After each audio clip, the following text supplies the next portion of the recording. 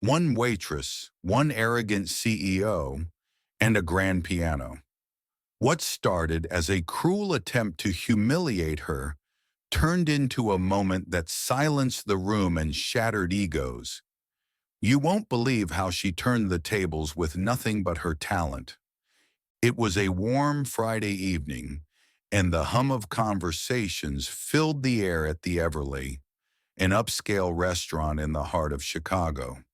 The clinking of glasses, the soft footsteps of servers, and the faint strains of jazz from a corner piano created an ambiance of refined indulgence. Emily, a 26-year-old waitress with a quiet demeanor but a spark in her eyes, moved swiftly between tables, balancing plates and polite smiles. To most patrons, she was just another face in uniform, but inside she carried dreams far bigger than the lavish dining room around her. Emily's passion wasn't serving tables, it was music. Ever since she was a child, the piano had been her refuge, a place where she could express every joy, every sorrow, and every unspoken thought. But dreams don't pay the bills. Working long shifts at the Everly was a necessity, a stepping stone toward the music conservatory she longed to attend. Few knew about her talent, except for the restaurant staff who had occasionally caught her stealing moments at the old upright piano in the back room during her breaks. That night, as the evening rush began to settle, the door swung open, and in walked Jackson Carter. Instantly recognizable, the billionaire tech entrepreneur made an entrance like he owned the room, flanked by a few equally polished companions. Jackson exuded an air of superiority, known for his sharp tongue and penchant for spectacle. His presence made even the most seasoned staff stand a little straighter. Emily's colleagues exchanged knowing glances. Jackson was not an easy guest. He was the kind who thrived on pushing people's buttons. For Emily, though, he was just another table to manage in a long night's work. But this wasn't going to be a normal evening. As Jackson scanned the room, his gaze landed on Emily. Something about her caught his attention. A momentary pause, then a smirk. Emily felt the weight of his stare, but brushed it off, focusing on refilling water glasses and clearing plates. But Jackson wasn't done with her. He had already decided she was going to be his entertainment for the night. Emily had grown up in a small town in Ohio where dreams of grandeur often felt as distant as the stars. Her mother, a single parent and a tireless nurse, had worked double shifts to ensure Emily and her younger brother had food on the table. Despite their modest means, music had always been a constant in their home.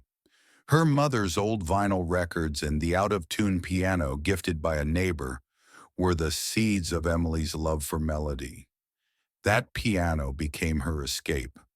While other kids played outside, Emily spent hours teaching herself to play. She mimicked songs on the radio, then ventured into classical pieces she found in secondhand music books. Her talent didn't go unnoticed. She played at church, school recitals, and community events. But recognition couldn't mask the financial hurdles that loomed over her dreams. By the time she turned 18, reality was clear. A professional music career would have to wait. Scholarships didn't come through, and family responsibilities took precedence.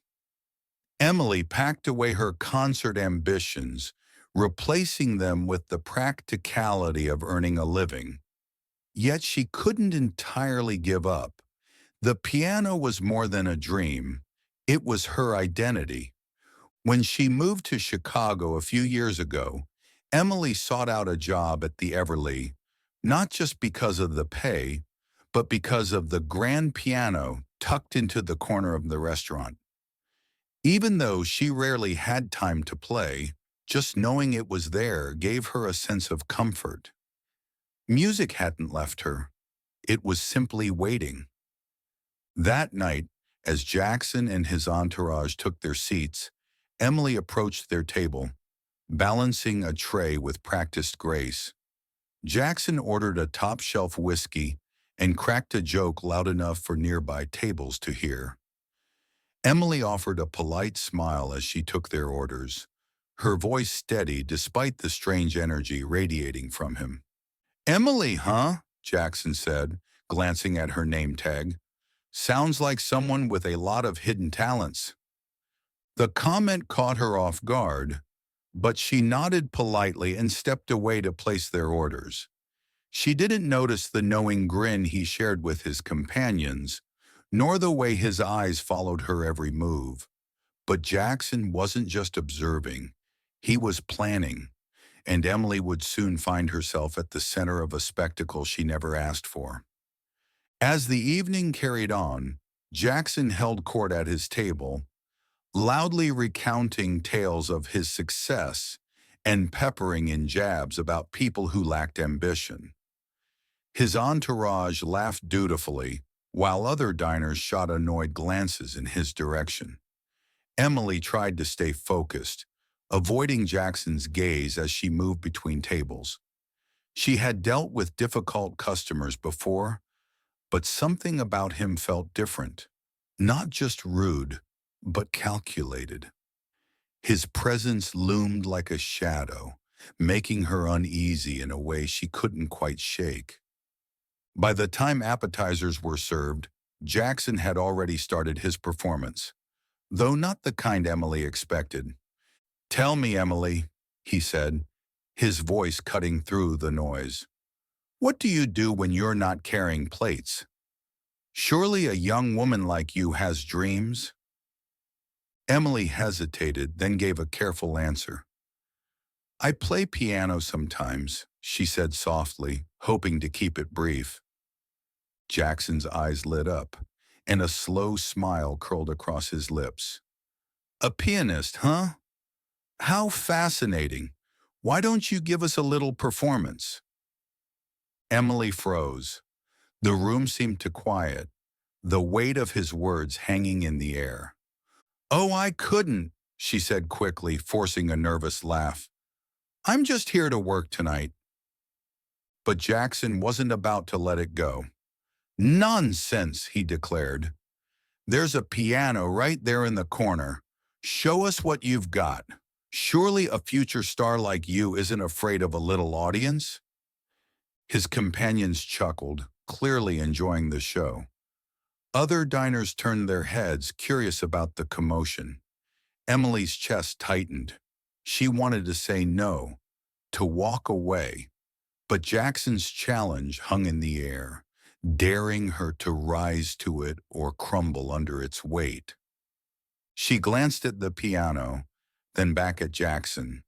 His smug expression dared her to take the bait, and against her better judgment, she did. "Fine," she said, her voice steady but low. "I'll play." As she approached the grand piano, the room seemed to hold its breath. The first notes were soft, hesitant, almost fragile. Then she let go. A soulful rendition of Debussy's Clair de Lune filled the air, weaving through the room like a delicate thread. As her confidence grew, the music swelled, each note carrying the weight of years of unspoken dreams. The chatter died. The laughter ceased.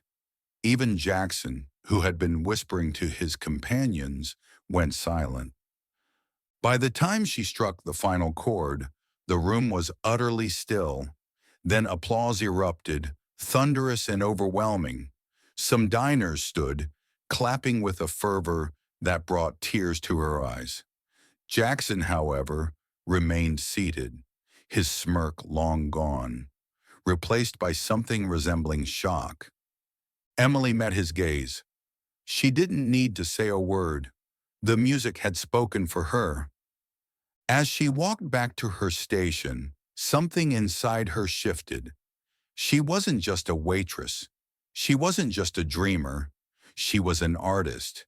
And nothing, not mockery, not arrogance, not doubt, could take that away from her. Thank you for listening to today's story. If it resonated with you, don't forget to like, share, and subscribe so you won't miss the next one. Leave a comment and share your thoughts because sometimes your whispers create a new story. See you next time on Deep Whispers.